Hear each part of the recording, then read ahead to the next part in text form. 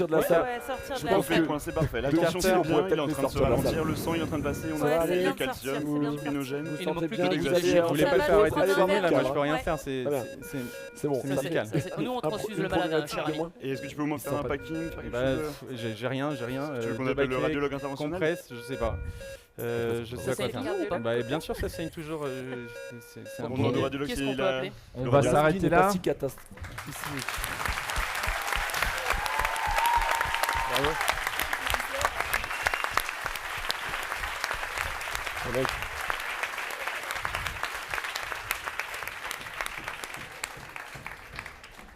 Bravo. Heureusement que le déchoc n'est pas venu. Hein. Oh, il y en avait déjà deux. Alors, Mathieu va vous accompagner pour un Non, débriefing super. en privé. Et puis, on va vous retrouver tous ensemble après. Pendant ce temps-là, nous aussi, on va faire un petit débriefing. Merci et bravo encore. Non, non, non.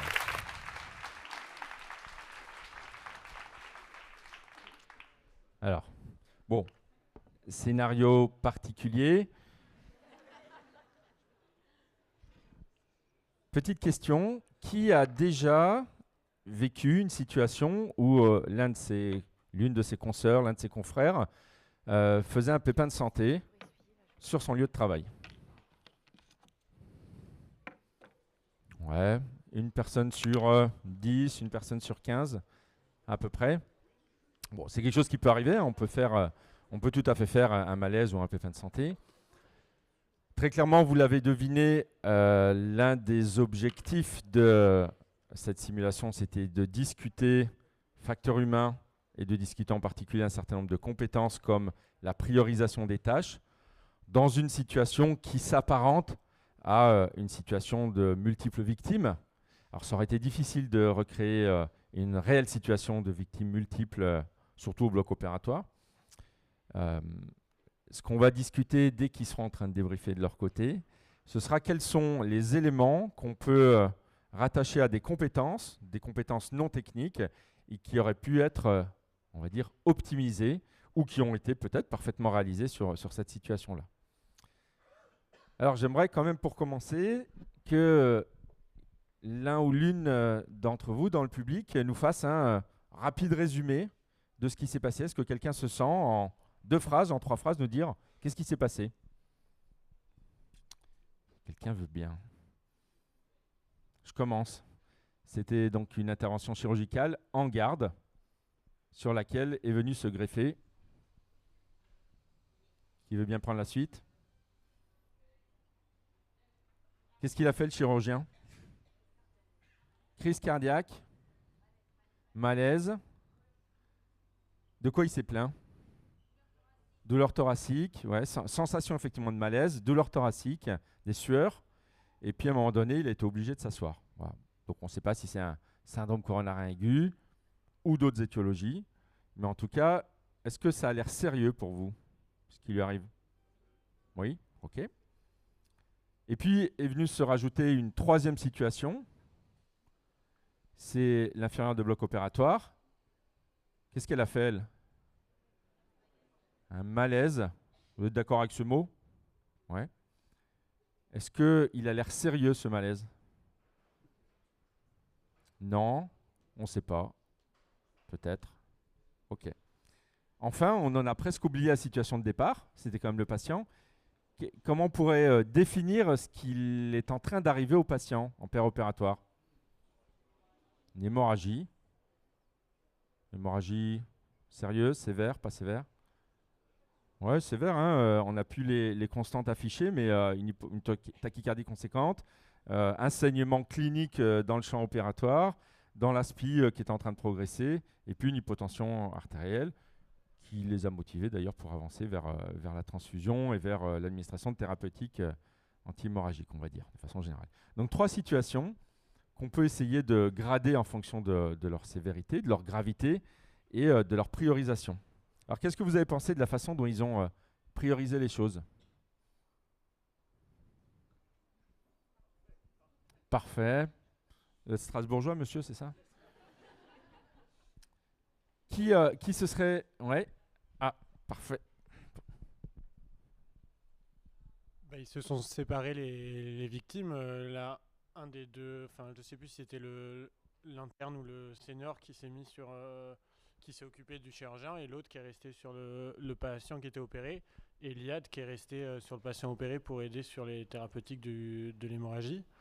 Et dès qu'ils ont appelé quelqu'un, dès que la nouvelle personne est arrivée, ils lui ont confié le chirurgien qui était celui qui connaissait le moins pour qu'il récupère et ils sont tous repassés sur le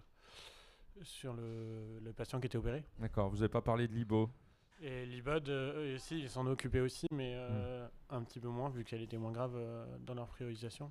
Ok. Est-ce que vous êtes tous d'accord avec cette description de ce qui s'est passé globalement? Oui. Hein.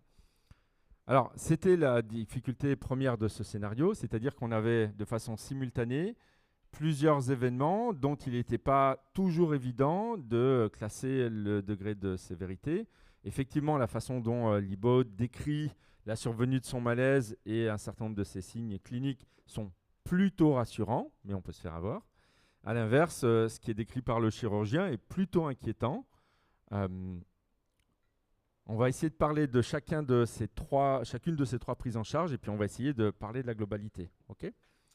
Assez rapidement, sur la prise en charge du patient, qu'est-ce qui a été bien fait? Qu'est-ce que vous retenez comme très positif et que vous auriez fait de la même façon?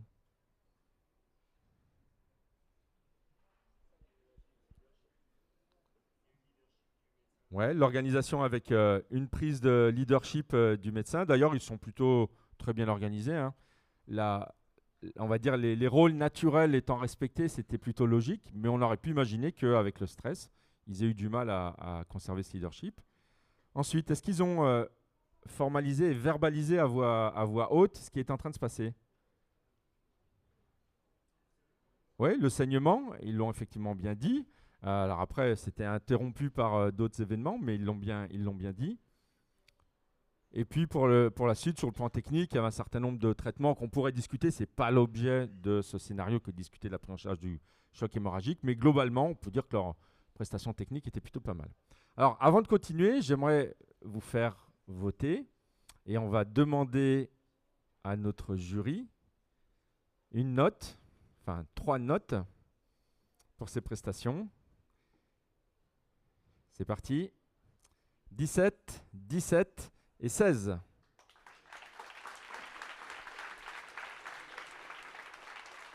Alors ça va être serré avec l'équipe précédente. Et bah, peut-être que c'est vous, le public, qui allez permettre de les départager. Donc on va vous demander de voter de la même façon que pour l'équipe précédente.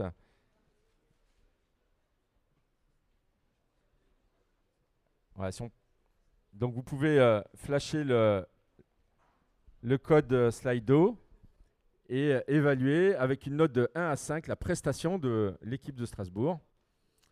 Et le chiffre qui apparaît en gros et en couleur est le chiffre prédominant, celui qui sera la 4e note pour calculer leur score final.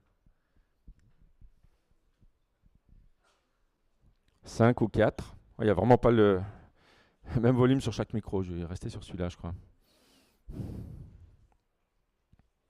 5. Il n'y a que des Strasbourgeois dans l'amphi. Ou alors des Poitevins honnêtes qui ont trouvé qu'ils ont bien bossé. 5. On peut les applaudir parce qu'ils sont bien partis quand même.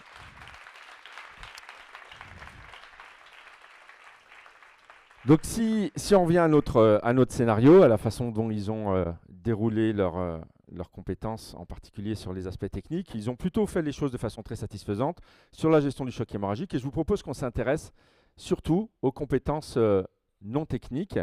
Alors, les compétences non techniques, on peut les classer de nombreuses façons. Vous connaissez certainement certaines classifications. De façon générale, on va toujours retrouver ces 4 grandes catégories que je vous affiche ici. La gestion des tâches, le travail en équipe, la conscience d'une situation et la prise de décision. Okay. Alors, si on s'intéresse à la gestion des tâches, ce qui nous semble important ici, c'est l'identification et l'utilisation des ressources et la façon de les prioriser. Ils ont mis en 1, au moins au départ, la prise en charge du patient. Et puis, ils avaient ensuite un collègue qui fait un souci. Est-ce que vous auriez qui aurait priorisé en 1 le collègue chirurgien qui fait sa douleur thoracique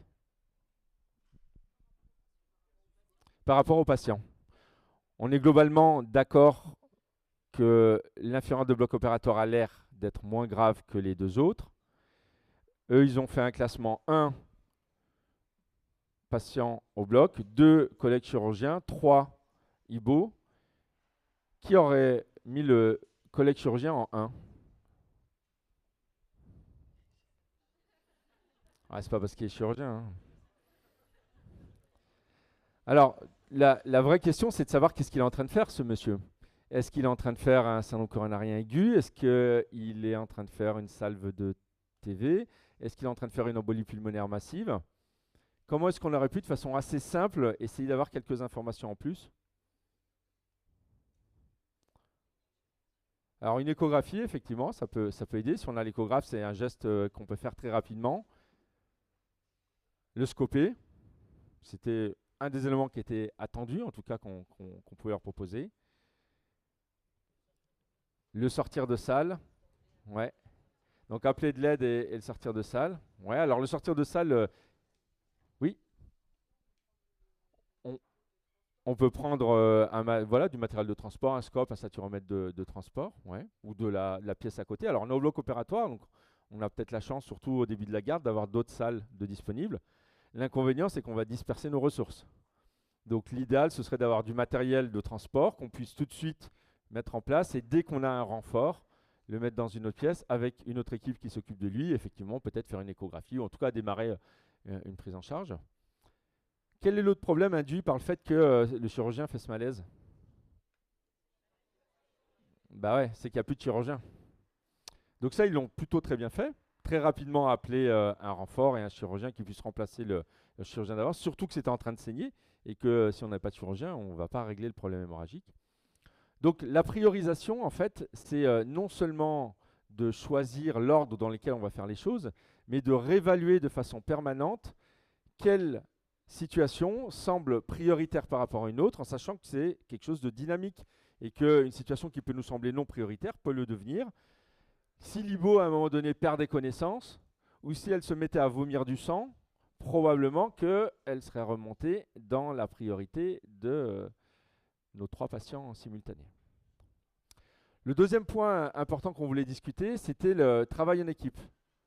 Est-ce que vous avez des remarques ou des commentaires sur la façon dont ils ont travaillé en équipe?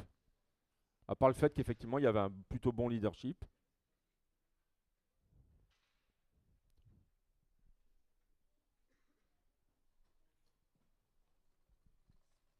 Il y avait quand même beaucoup. Alors, il était obligé, je pense, du fait de la situation, mais il y avait beaucoup de consignes qui étaient données en très peu de temps. Et s'il n'est pas avec des gens qui suivent vraiment de manière très efficace, ça peut, je pense, perdre les gens. Alors, comment on peut faire? Comment vous feriez, vous, si vous avez plein de consignes à donner en même temps pour éviter que les gens se perdent? Vous n'avez pas de solution. Vous avez des idées? Oui. On les écrit? Alors on les priorise, on peut les prioriser dans sa tête, mais on les écrit où? On peut le cocher sur les aides cognitives, donc effectivement une aide cognitive ça peut aider. Après, quelle aide cognitive on sort là? Bordel au bloc, hein. Donc c'est pas facile. Ce qu'on peut faire, d'autres propositions? Désolé, je vois pas tout le monde en même temps. Alors, on peut demander du renfort déjà, hein, parce que la définition d'une situation multivictime, c'est un nombre de victimes qui va être supérieur aux ressources potentielles pour les gérer. Là, en l'occurrence, on a autant de victimes que de soignants. Donc, effectivement, appeler très vite des renforts pour pouvoir être en nombre et faire face à ça. Et puis ensuite, on peut faire ce qu'on peut appeler un time-out. Vous connaissez le time-out? Oui? Quelqu'un veut bien en parler? Ou dire faire un point d'étape à un temps donné pour que tout le monde se cale et reparte en fait sur des bases identiques. Effectivement, c'est ça un time-out. Alors le problème, c'est que quand on dit on fait un time-out, on dit ouais, mais on perd du temps quand on fait un time-out. Est-ce que c'est le moment là, alors qu'il y en a 3 par terre, de dire pause? Bah oui, probablement en fait. Alors il y a plein de techniques. Il y a des techniques qui disent en fait, on va prendre 1 minute ou on va prendre 30 secondes qui vont nous faire gagner 10 minutes. Donc probablement que quand il y a plein de consignes en même temps, parce qu'il se passe beaucoup de choses, que c'est très dynamique et qu'il faut vraiment répartir les rôles et les prioriser, on peut faire une pause en disant « Attendez les gars, on fait le point, on est d'accord qu'on a ça, ça, ça ». On le formule de façon à laisser la possibilité aux autres membres de l'équipe de suggérer quelque chose qu'on aurait oublié. D'accord ? Et puis, si on est d'accord sur le fait que, OK, on a ça à gérer, eh bien, à ce moment-là, on peut se les répartir et c'est reparti. On peut se donner à cette occasion des objectifs. C'est-à-dire, notre objectif, c'est que lui, le plus rapidement possible, il soit dans une autre pièce avec un médecin qui s'occupe de lui, que le patient, on puisse s'en occuper de façon satisfaisante, il faut être au moins 2 pour ça, et que Libo, par exemple, elle soit dans un coin, sous nos yeux pour voir si elle va bien, ou alors qu'on ait un autre collègue qui s'occupe d'elle. Mais effectivement, faire un time-out, une pause récapitulative, ça permet de synthétiser les objectifs du travail d'équipe, et ça permet, compétence suivante, de créer ce qu'on appelle une conscience situationnelle commune, une conscience situationnelle collective. Il est possible que dans cette situation, tout le monde n'ait pas perçu les priorités de la même façon. Peut-être que Libo, elle pense que le plus important, c'est le patient qui saigne. Elle n'a pas tort. Mais peut-être qu'un collègue de l'équipe anesthésie est très affecté par le chirurgien qui fait sa douleur thoracique et pense que c'est ça le plus important. Donc l'objectif d'une conscience collective de la situation, c'est de définir des objectifs communs et de tous aller dans le même sens. Parce que même plein de bonne volonté et d'énergie, si jamais on va dans un sens et d'autres tirent dans l'autre sens, on va certainement perdre du temps, alors que si on est d'accord pour des priorités, on va aller plus vite. Alors l'ensemble de ces éléments, ils sont contenus dans toutes les publications, tous les ouvrages sur les compétences non techniques et ce qu'on peut de façon plus générale appeler le facteur organisationnel et humain. Et je voulais donc vous refaire un point sur ces recommandations que l'on a publiées avec la SFAR et l'association Facteurs Humains en Santé il y a déjà 2 ans et demi maintenant, et qui s'intéressent aux facteurs humains en situation critique. Et dans ces recommandations, on aborde en particulier 4 grands champs. Le champ lié à la communication, avec des techniques de communication. On en a déjà parlé lors des scénarios précédents. Des communications sécurisées, des communications en boucle qui permettent de s'assurer que les messages sont passés. Un champ lié à l'organisation qui permet essentiellement de mettre en place des éléments préventifs pour éviter des difficultés dans ces situations de crise. Un champ lié à l'environnement de travail et qui va porter sur l'ergonomie. On pourrait discuter là aussi de l'agencement des matériels, de l'endroit où on assoit en acier le chirurgien qui fait une douleur thoracique ou l'IBO qui fait son malaise. Et puis des éléments liés à la formation. Et là, on en a la preuve. Le mot-clé, c'est simulation, puisque ce sont des situations et des outils qui nous permettent de reproduire des événements plutôt rares, heureusement, et d'en discuter ensemble. Est-ce que vous avez des remarques, des questions sur certains points réalisés par l'équipe? Oui, je vais vous donner le micro à nouveau. Et puis ensuite, on ira chercher notre équipe strasbourgeoise. Sur la fin de la simulation, le chirurgien demandait de l'aide. Est-ce que c'est possible dans ces cas-là, là où ils étaient à nouveau 3 dans l'anesthésie, qu'il y en ait un des 3 qui s'habille et qui passe du côté chirurgical, entre guillemets, pour aider le chirurgien, ou dans des cas là où là c'était en garde, il n'y ait qu'un seul chirurgien dans les murs et qu'il faille attendre 20 minutes quand on ait un autre qui arrive, que l'on ait un qui s'habille pour essayer de faire quelque chose? Alors, je ne sais pas ce que vous en pensez. Très clairement, la réponse est oui, en fonction des ressources disponibles. Clair que si jamais on peut avoir une ressource infirmier de bloc opératoire, instrumentiste qui s'habille, c'est celle qu'il faut prioriser. Si jamais on est dans une situation où on est vraiment toute l'équipe là sur place, il n'y a pas d'autre choix pour essayer d'accélérer les choses, effectivement, qu'essayer de se le répartir. Peut-être après avoir sécurisé la prise en charge réanimatoire du patient, on peut déléguer un des 3 membres de l'équipe pour s'habiller, ouais, tout à fait. Est-ce que vous avez des remarques, des commentaires? Alors, on arrive en fin de session par là-haut. Si, on va vous laisser quand même poser votre question ou faire votre commentaire. À un moment donné, je crois que Alexis, qui était docteur junior, a demandé... Alexis, c'est lequel des 3? Celui qui était drôle. D'accord. Il a demandé pourquoi l'équipe Chir tombe et pas nous. Est-ce qu'on aurait pu penser soit au monoxyde de carbone, soit au CEVO, à la fuite de CEVO. Comme eux venaient d'arriver et que l'équipe était là depuis longtemps. Alors, il y a pensé. Voilà, ils l'ont évoqué. Alors, tout le monde n'a peut-être pas très bien entendu, mais effectivement, ils l'ont évoqué, puisque c'est quand même une situation particulièrement étonnante que de voir plusieurs personnes faire des malaises. Alors, pour la fuite de CEVO, en général, ça se sent. Il faut une sacrée fuite, mais effectivement, ça pourrait être quelque chose d'évoqué. Pour le monoxyde de carbone, ça ne se sent pas, c'est bien une difficulté. C'est quelque chose à évoquer si on a plusieurs malaises. Après, la rapidité de survenue et les signes associés, notamment chez le chirurgien, ne sont pas les plus évocateurs, mais on pourrait tout à fait imaginer d'autres étiologies. Alors, voilà, c'est ça. Alors, il faut qu'il y ait une combustion incomplète qui génère du monoxyde de carbone, mais on peut imaginer que sur un appareil dysfonctionnant, on pourrait avoir effectivement une émission de monoxyde de carbone. Les ventilations des blocs opératoires sont censées quand même éviter ces accumulations, mais en tout cas, le fait de se poser la question d'un facteur commun aux deux malaises dans une situation aussi rapide, bien, c'est bien qu'il se soit posé la question. Ouais. Est-ce que vous aviez d'autres hypothèses, vous, quand vous avez vu que ça a commencé comme ça, vous vous êtes dit quoi? Est-ce qu'il y en a qui se sont dit ah tiens, c'est autre chose, c'est une attaque d'un pays ennemi? Non. Bon. En tout cas, on vous propose de passer à la suite. Je crois que le débriefing privé est terminé. Et de nouveau, d'applaudir. Je finis par vous montrer... Je laisse d'applaudir, pardon.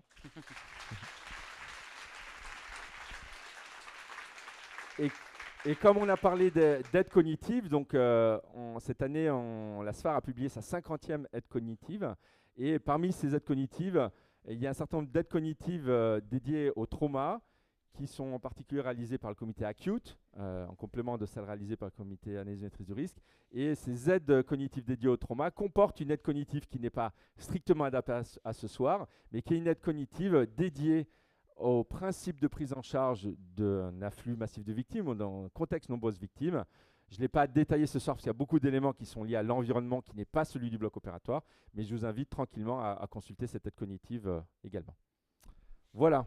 Alors on va faire revenir les deux équipes. Exactement. Allez, on vient sur scène et on les applaudit bien fort.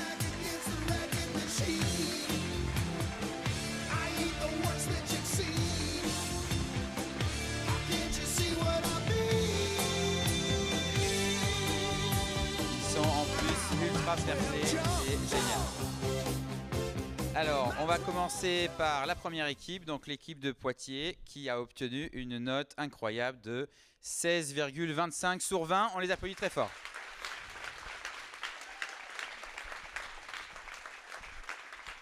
Je peux leur poser une question? Tout à fait. Vous avez trouvé votre scénario plus difficile ou le leur était plus difficile? Le leur était pas mal aussi quand même. C'était très nul dans les deux cas, je pense. Bah merci pour nous. Je pense le leur. Le leur plus dur. Et vous, qu'est-ce que vous en pensez?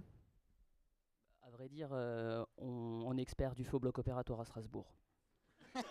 Je suis pas sûr d'avoir tout compris. Moi, je dirais qu'on était toutes les deux équipes, tous les deux aussi bons, pas aussi nuls. Bon. En tout cas, deux scénarios complexes et volontairement assez difficiles, ça c'est sûr. Et donc, on va donner la note de la deuxième équipe, Strasbourg, qui a obtenu la note incroyable de 17,5. Bravo Strasbourg. On peut donc applaudir les grands gagnants du concours de simulation édition 2025. Incroyable équipe de Strasbourg, vous nous avez fait rêver sur les deux sessions. Est-ce que Quentin peut amener la formidable coupe? Magnifique.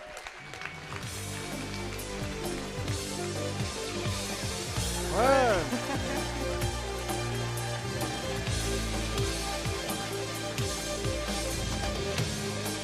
Il faut faire des photos là.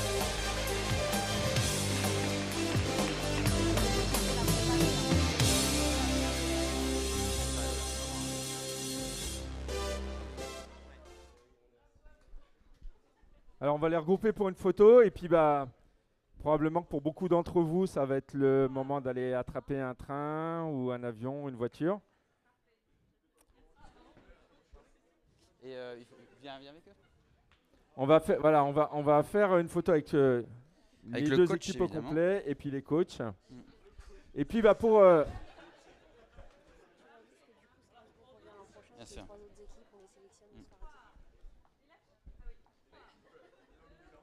pour les années à venir, qu'est-ce qu'il y a de prévu, Mathieu? Eh bien, déjà, il faut savoir que les gagnants remettent en jeu leur coupe. Donc, on va retrouver Strasbourg l'an prochain au concours de simulation.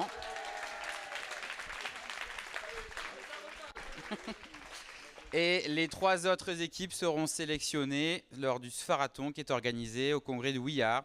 Cette année, c'est en janvier à Bordeaux. Je sais pas les dates exactes. 9 et 10 janvier, voilà.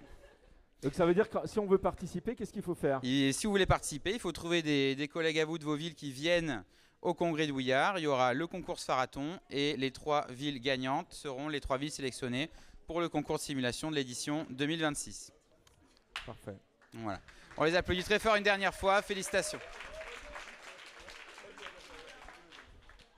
C'est la fin de la session? Exactement, on peut clore la session. Donc- Merci à tout le monde d'être venus si nombreux pour eux.